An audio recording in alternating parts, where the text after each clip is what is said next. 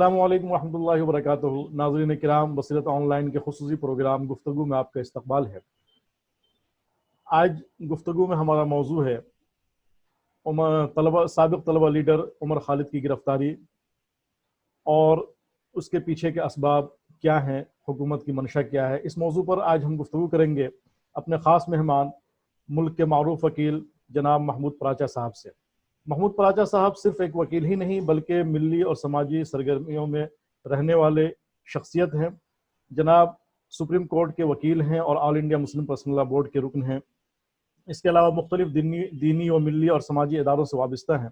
मैं अपने नाजरीन को बता देना चाहता हूँ कि जनाब महमूद पराचा साहब की ख़ास बात यह है कि वो दहशत गर्दी के इल्ज़ाम में गिरफ्तार होने वाले बेकसूर मुस्लिम नौजवानों का मुकदमा मुफ्त में लड़ते हैं और बहुत सारे मुकदमात में जनाब पराचा साहब को बड़ी कामयाबी मिली है।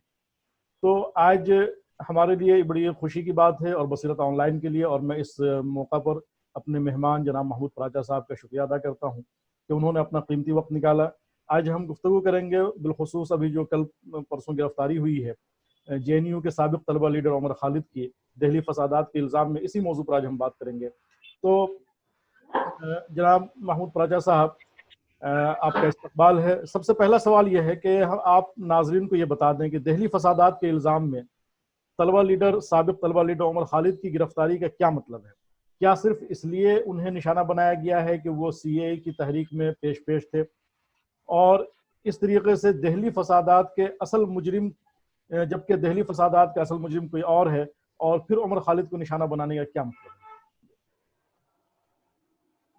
देखिए, उमर खालिद ही नहीं बल्कि बाकी भी जितने भी दूसरे लोगों को इसमें अरेस्ट किया जा रहा है, उसमें एक बड़ी कॉन्स्पिरेसी के तहत जो होम मिनिस्ट्री में पॉलिटिकल लीडरशिप बैठी है, अमित शाह साहब, उन्होंने एक ये हमारे मुल्क में पॉलिटिकल लाइन एक बनाने के लिए, पॉलिटिकल पोलराइजेशन करने के लिए CAA NRC लाए।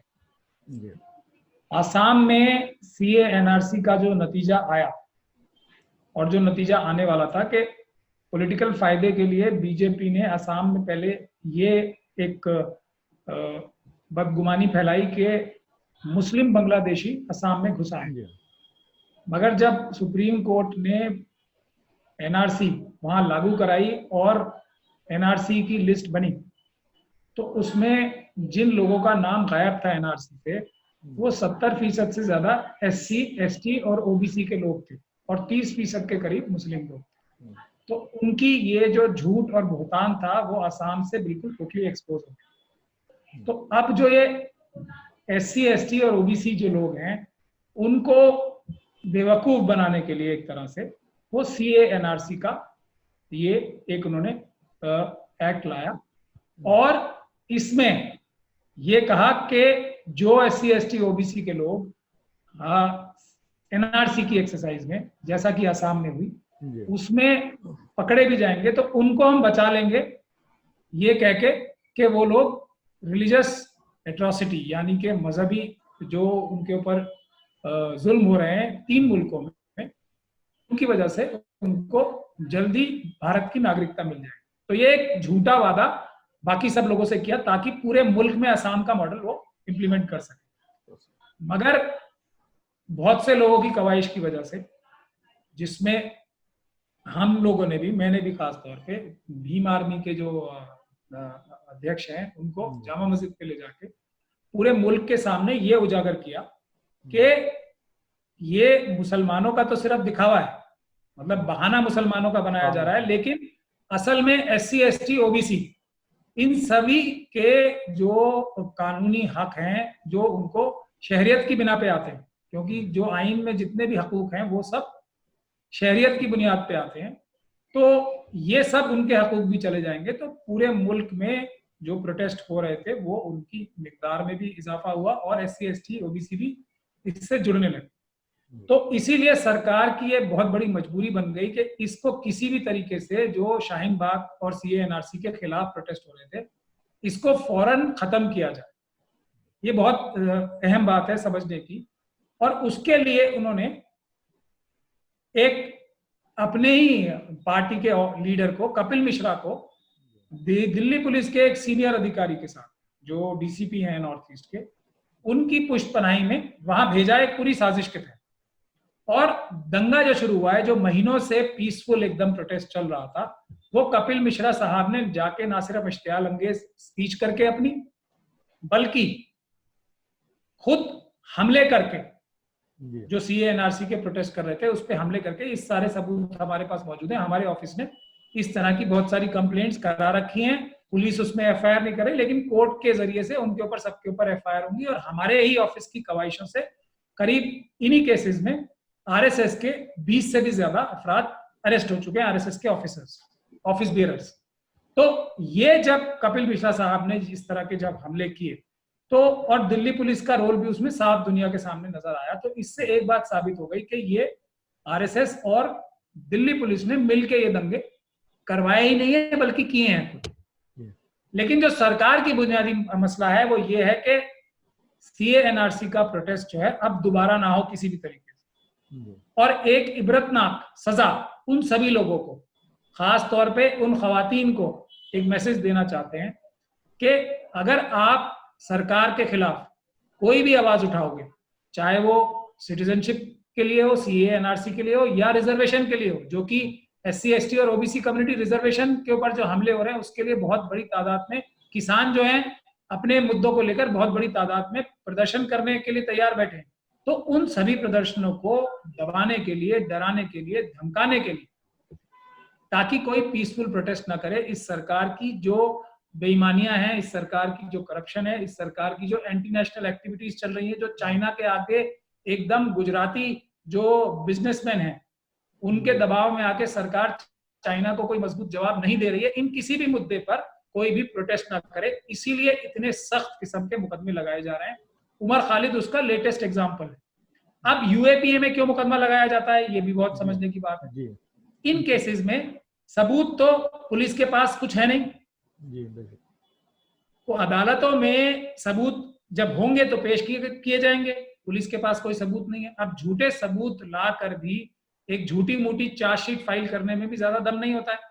लेकिन यूएपीए एक ऐसा कानून है जिसमें बगैर सबूत हुए किसी भी तरीके की चार्जशीट फाइल हो जाए या इन्वेस्टिगेशन भी चल रही हो तो जमानत उसमें ऑलमोस्ट इम्पॉसिबल या नामुमकिन होती है। ये कानून है, इसीलिए इस कानून की सब मुखालफत करते हैं। एक उसकी ये वजह है। तो बगैर सबूतों के किसी को अगर जेल में रखना है, लोगों को इबरतनाक धमकी देने के लिए, तो वो यूएपीए का कानून है। इसीलिए प्रेग्नेंट लेडीज को बंद किया गया, महिलाओं को बंद किया जा रहा है। तो और इस तरह का कोई भी आदमी जिसका नाम दूर से दूर तक इसमें शामिल हो, बड़े बड़े दूसरे लीडरों का भी नाम लिया जा रहा है, खुद मेरा नाम चार्जशीट में दिया जा रहा है। तो आप इस बात को समझ लीजिए कि ये सिर्फ मकसद उनका ये है कि आप सरकार के खिलाफ जो उनके काले कारनामे हैं उनके खिलाफ आवाज ना उठाएं, नहीं तो हम आपको झूठे मुकदमों में बंद कर देंगे, मरवा देंगे। इसी तरह की कार्रवाई उत्तर प्रदेश में भी हो रही है कमोबेश। वहां पे गैंगस्टर्स एक्ट उन पे लगाए जा रहे हैं, जो पत्रकार हैं, जो सहाफी हैं, उन पे गैंगस्टर एक्ट लगाए जा रहे हैं, एनएसए लगाई जा रही है, वहां पे राष्ट्रीय सुरक्षा कानून के तहत अरेस्ट किया जा रहा है। डॉक्टर्स को, डॉक्टर कफील खान को आपने देखा। जी जी। तो ये जो दमनकारी जो नीति है वो सिर्फ इसलिए है कि कोई भी सरकार के काले कारनामे उजागर न करे, और इसमें कोई भी दूसरी बात है ही नहीं। अच्छा वकील साहब, जैसा कि अभी आपने बताया यूएपीए कानून के बारे में कि ये कानून इतना जालिमाना कानून है कि इस कानून के तहत किसी को भी बगैर सबूत के, बगैर इसके वो अंदर कर देंगे, और इसके यानी जमानत जो है इम्पॉसिबल है, नामुमकिन है।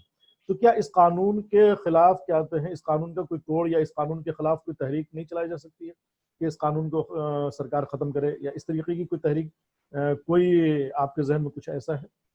या देखिए, तहरीकें चलाने से पहले मुनज़्ज़म होना जरूरी होता है, और जो प्रॉब्लम है उसको समझना बहुत जरूरी होता है। आप लोगों को अगर याद होगा तो 2004 का इलेक्शन जो यूपीए का जो गठबंधन जीता था, उसमें एक सबसे बड़ा मुद्दा था पोटा कानून को खत्म करने का, अगर आप लोगों को याद होगा। इस बुनियाद पर कांग्रेस की और यूपीए की सरकार बन के आई थी कि हम पोटा खत्म करेंगे, और पोटा खत्म भी किया गया था पार्लियामेंट के जरिए से। लेकिन उसके 4 साल के अंदर ही अंदर उसी सरकार ने 2008 में यूएपीए ले आया। वो कमोबेश वही कानून है। तो इसमें बुनियादी तौर पे एक बात समझनी पड़ेगी, जो मनुवादी मानसिकता के लोग हैं और वो हर पार्टियों में, अभी बहुत सारी ऑपोजिशन पार्टीज को ये बात समझ में आ रही है और एक बहुत बड़ी पॉलिटिकल पार्टी के लीडर ने ये कहा भी है कि मेरी पार्टी में खुद बीजेपी और आरएसएस के लोग घुसे हुए हैं। तो उस टाइम भी 2008 में भी जो बीजेपी और आरएसएस के लोग थे, खासतौर पे उस वक्त जो होम मिनिस्टर बने थे ताजा मिस्टर चिदम्बरम, उन्होंने ये यूएपीए का कानून लाया था। अब वो किस बात की मुखालफत कर सकते हैं इसकी? तो वो तो इसकी बुनियाद ही है खुद। लोगों ने उन्हें चुन के भेजा इसकी मुखालफत करने की वजह से, और लोगों की जो विल ऑफ द पीपल है, जो लोगों की आवाज थी, उसके खिलाफ जाके उसी यूपीए सरकार ने यूएपीए लाया। अब जो मनुवाद की मानसिकता की सबसे बड़ी ताकतवर पार्टी है, वो अब पार्टी आ गई मैदान में, तो वो तो यूएपीए का इस्तेमाल हर एक पॉलिटिकल मुखालिफ के खिलाफ करेगी, हर एक उस आदमी के खिलाफ करेगी जो उसके खिलाफ आवाज उठाता है। तो सबसे पहले हमें ये समझने की जरूरत है कि किस किस पॉलिटिकल पार्टी में कौन कौन मनुवादी मानसिकता के लोग बैठे हैं। इस बात को ध्यान से समझने की बात है। मनुवादी मानसिकता का होना जरूरी है, बाकी कोई चीज जरूरी नहीं है। या तो अम्बेडकरवादी होता है कोई, या मनुवादी होता है, तीसरी कोई जो ग्रुप ही हमारे मुल्क में नहीं बचा है।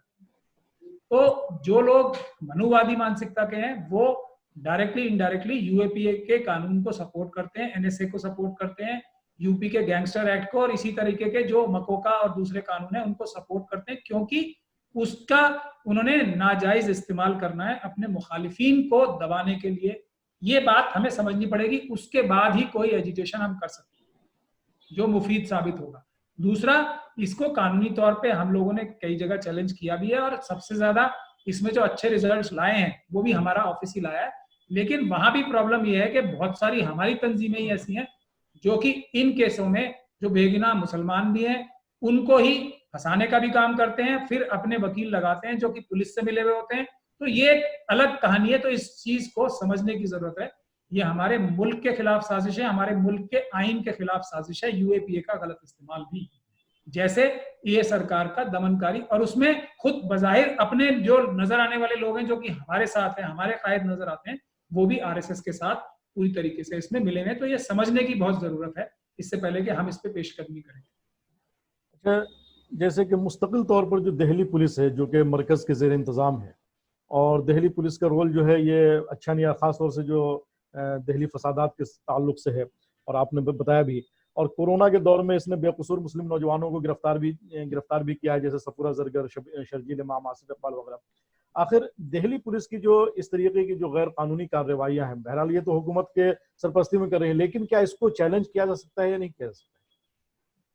देखिए, बहुत सारे जो ज्यादातर लोग हैं जो ज्यादातर इसके मुखालफत कर रहे हैं दिल्ली पुलिस की और सरकार की, वो ये कह रहे हैं कि इनके खिलाफ चैलेंज किया जाना चाहिए।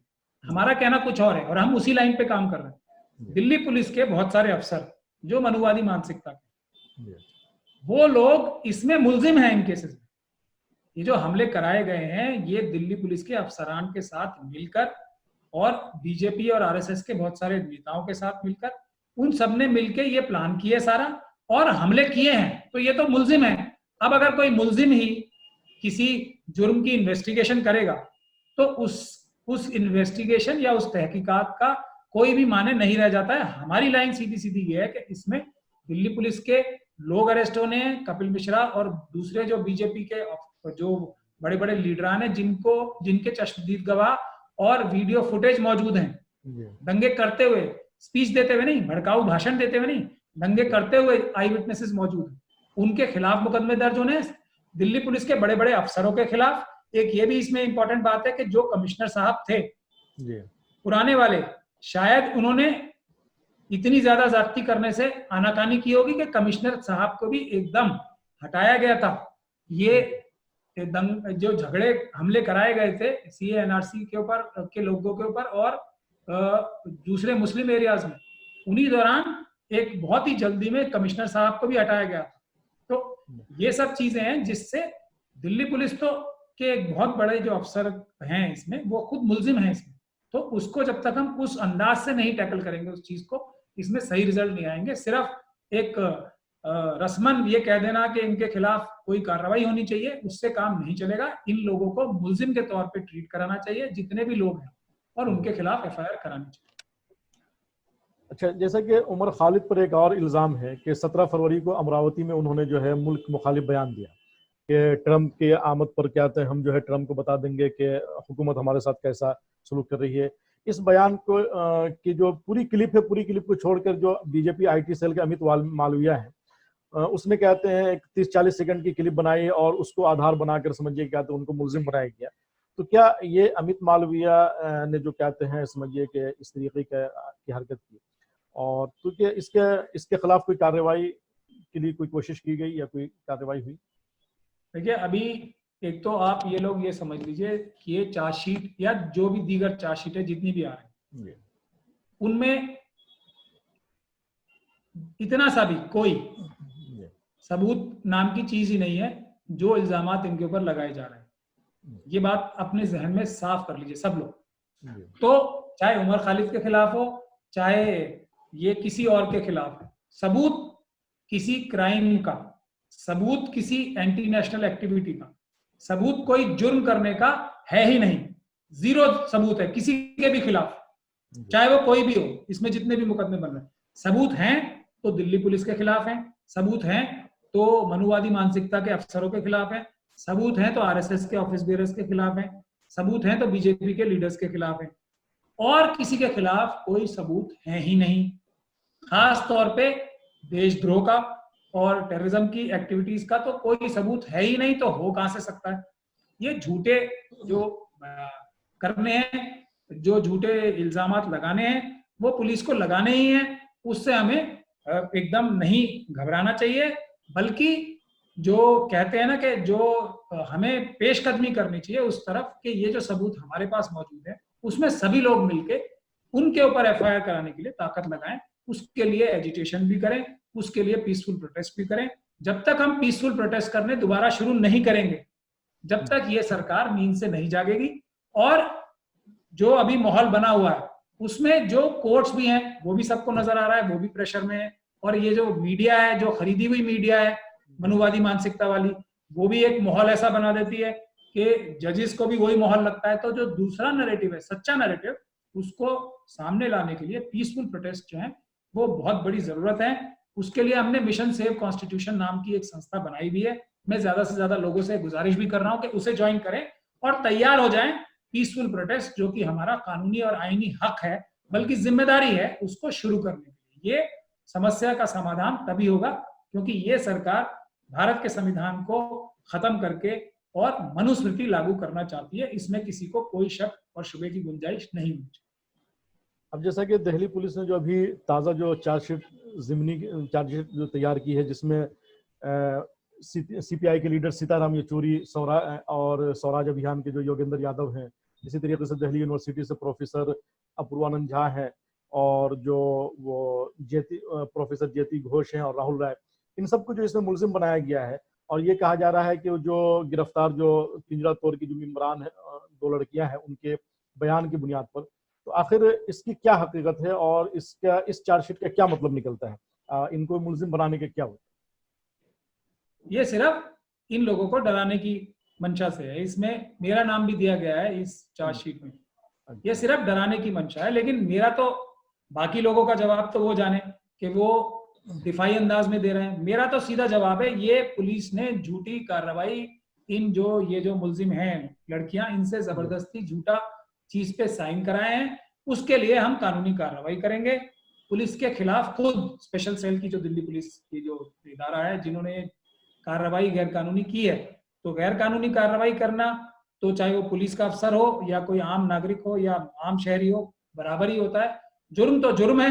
अगर पुलिस करेगी तो वर्दी उनको बचा नहीं सकती। कानून से ऊपर ना वर्दीधारी है ना गैर वर्दीधारी। तो पुलिस के खिलाफ ही हम लोग इसके खिलाफ एफआईआर कराने की कवाइश करेंगे। अच्छा, अब एक सवाल ये रह जाता है कि ये तो हो रहा है कि जो गैर कानूनी तरीके पर बेकसूर को फंसाया जा रहा है, जो असल मुजरिम है कपिल मिश्रा और उससे पहले अनुराग ठाकुर और प्रवेश वर्मा, जिन लोगों ने कहते हैं हेड स्पीचेस दिए थे और जिसकी वजह से ये सारा क्या माहौल तैयार किया गया, तो इन लोगों के खिलाफ अभी तक कोई कार्रवाई हुई है या इसके खिलाफ इक़दाम करने की क्या सोचा है आपने? पीसफुल प्रोटेस्ट ही एक रास्ता है, क्योंकि पुलिस तो मैंने जैसे आपको अर्ज किया कपिल मिश्रा और दूसरे जो आरएसएस के और बीजेपी के लीडर्स हैं उनके साथ मुलव्विस थी हमले करने में, सिर्फ भड़काऊ भाषण देने में नहीं। इसके सबूत मौजूद हैं सारे। तो इसके लिए भी पीसफुल प्रोटेस्ट ही एक रास्ता है, जिसके लिए मिशन सेव कॉन्स्टिट्यूशन से हम जो तहरीक है उसके थ्रू कर भी रहे हैं। और उसमें हम सबसे पहली जो लोगों से गुजारिश कर रहे हैं कि हर एक शहर में, हर एक कस्बे में वो लोग जो कि खुद आगे बढ़कर कोर्ट अरेस्ट करना चाहते हैं, कोर्ट अरेस्ट का हम एक नया तरीका निकालना चाहते हैं कि हम खुद ही गिरफ्तारी दे देते हैं, आप हम पे झूठे मुकदमे क्यों लगा। हम सरकार को लिस्ट पेश करना चाहते हैं कम से कम 1 लाख लोगों की, कि ये 1 लाख लोग आपकी इन गैरकानूनी और मुल्क दुश्मन आइन के बरखिलाफ जो हरकतें हैं उसके खिलाफ हम पीसफुल तरीके से कोर्ट अरेस्ट देना चाहते हैं। तो हम वो कॉल अभी दे रहे हैं लोगों को, और इसकी अभी बड़ी तहरीक भी शुरू की जाएगी। यही एक तरीका है इस जो सरकार है उसको जगाने का, क्योंकि ये लोग तो और बिल्कुल तय कर चुके हैं कि हमें संविधान को खत्म करके मनुस्मृति को लागू कराना है। अच्छा राजा साहब, अब आखिरी एक सवाल है। ये समझिए कि बहुत दिनों से मुस्लिम नौजवान इसको झेल रहे हैं, और एक ज़माने से कांग्रेस की हुकूमत में भी बहुत ज़्यादा झेला कि हमेशा मुस्लिम नौजवानों को टारगेट किया जाता है, उन्हें दहशतगर्दी के इल्ज़ाम में गिरफ्तार करके जेल की सलाखों के पीछे डाल दिया जाता है, और सालों साल उनकी जो है पूरी ज़िंदगी को बर्बाद कर दिया जाता है। उसके बाद फिर कुछ हमारी मिली तंजीमें खड़ी होती हैं जो उनको रिहा करवाती हैं। लेकिन क्या सिर्फ रिहा करवा देना मसले का हल है, या उससे पहले के कुछ इक़दामात ऐसे हों कि गिरफ्तारी ही न हो बेकसूरों की, या अगर गिरफ्तारी हो भी तो फौरन रिहाई हो जाए, और रिहाई होने के बाद उनको मुआवजा हुकूमत से भी दिलवाया जाए? इस सिलसिले में आपका क्या ख्याल, और क्या इस तरीके की कोई कोशिश हुई है अभी तक, या कोशिश की जा रही है? देखिए, मुआवजे दिलाना, उनको बरी कराना, उनके लिए मुकदमे लड़ना, इन पेशकदमियों में भी मैंने जैसा कहा, आज मैं उस टॉपिक पे नहीं जाना चाहता, हमारी मिली तंजीमों की बहुत बड़ी गलती है। और गलती तो सब बहुत ही हल्का लफ्ज होगा, बहुत ही सॉफ्ट लफ्ज होगा, वो मुलव्विस हैं इन सब साजिशों में भी, आरएसएस की और मनुवादी ताकतों की जो साजिश है। तो उनको छुड़ाना मुद्दा नहीं है। और दूसरी बात मैं ये भी क्लैरिफाई कर दूं, सिर्फ मुस्लिम नौजवान ही नहीं, एससी और एसटी भी बराबरी से इस तरह के झूठे दहशतगर्दी के मुकदमों में बंद। शेड्यूल कास्ट और शेड्यूल ट्राइब के लोग, उनके ऊपर भी कम या बिल्कुल भी ध्यान नहीं दिया जा रहा है। लेकिन बुनियादी बात यह है कि ये जो झूठे मुकदमे कर रहे हैं ये तब तक खत्म नहीं होंगे अगर मिली तंजीमें, जो लोग, अगर उनकी बात को सच भी मान लिया जाए कि वो इनको छुड़ाने का काम कर रहे हैं। तो एक तो ये रेगुलर तौर पे एक उनका एक शोभा बन गया, और इसके लिए वो बहुत बड़े बड़े वो भी करते हैं, अपने लोग उनकी तारीफें भी करते हैं कि आपने इतने लोगों को छुड़ाया, और इसके लिए काफी फंड्स भी इकट्ठे होते हैं। तो ये तो एक तरह का शोभा भी बनता जा रहा है, मगर ये जो प्रॉब्लम है उसको बढ़ा रहा है सिर्फ छुड़ाना। वो लोग बंद करते रहेंगे, उनके पास मुकदमे लगाने के लिए तो कोई कमी है नहीं, कागजी जो भरना होता है झूठा, हम छुड़ाते रहेंगे। और हमारी तंजीमें इसलिए तारीफ की भी मुस्तहक बनना चाहेंगी और पैसे भी इकट्ठे होंगे इस बात पे कि जो लोग, पुलिस अफसर और जो सरकारें और जो पॉलिटिकल लीडर्स इन लोगों को झूठा फंसाते हैं, उनको उन्हीं मुकदमों में बंद करवाना, देशद्रोह के भी, आतंकवाद के भी। जब तक कोई भी तंजीमें इस काम को शुरू नहीं करेंगी, तो मैं समझता हूं कि एक तरफ से तो आरएसएस का फायदा हो रहा है, मनुवादी ताकतों का फायदा हो रहा है कि ये लोग बंद हो रहे हैं, दूसरी तरफ से हमारी मिली तंजीमों का फायदा हो रहा है कि वो अपने एक शोभा उन्होंने नया खोल लिया है कि हम उनको छुड़ाएंगे। असली चीज, अगर कोई इसके बारे में सीरियस है तो उसको ऐसे कानूनों को खत्म कराने के लिए तहरीक चलनी चाहिए, मजबूती के साथ, दिखावे से नहीं, जो दिखावा होता है उससे नहीं।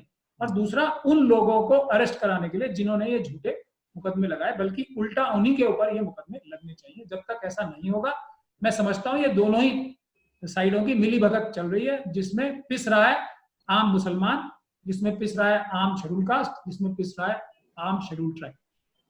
बस बहुत बहुत शुक्रिया। अब चलते चलते एक आखिरी सवाल, या ये कह लीजिए कि आपकी तरफ से नौजवान, मिल्लत इस्लामिया के नौजवानों के लिए कोई पैगाम, कि ऐसे माहौल में जबकि हुकूमत हर तरफ से मुसलमानों को टारगेट करने की कोशिश कर रही है, टारगेट कर रही है, कोशिश क्या कर रही है, मुस्लिम हक व इंसाफ की आवाज़ को दबा रही है, ऐसे में नौजवानों को किस तरीके से रहना चाहिए, किस तरीके से उन्हें काम करना चाहिए, और क्या हिकमत अपनी अपनानी चाहिए के मुल्क का माहौल बदल सके और जो खौफ है मुसलमानों के अंदर और एक आम लोगों के अंदर, सिविल सोसाइटी के अंदर, वो खौफ दूर हो सके। बस आखिरी पैगाम आपका।